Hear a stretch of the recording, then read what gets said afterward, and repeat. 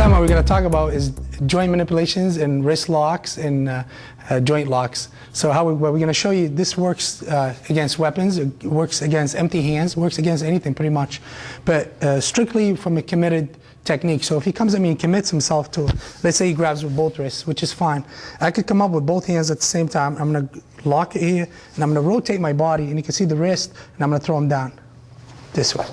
Okay, very simple. Okay, this is jiu-jitsu, and what we're going to do is incorporate it into JKD.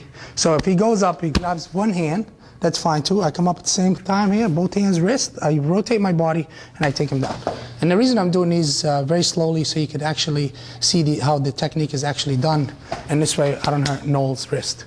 Okay, so he grabs again, the hand comes up, and I take him down. Okay, up. Okay. Now in the second one, as he grabs, you don't have to go outward. If he grabs me here, my hand comes up on the outside, and I could turn him inward this way. You can see these here, the fingers should point upward. You can see how he's bending just from the pressure. The more I bend him, the more he goes down.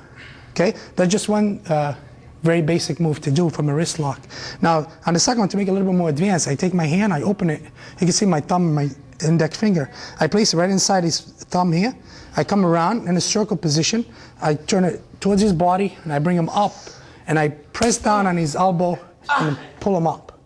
And you can see how he's completely locked. Okay? You can see he can't go nowhere, and this is no act. Okay? Now, what I'm going to be even worse than now, I'm going to bring it right under my armpit, and I'm going to press. You can see so much pressure, right? So much pressure right on the wrist. Okay?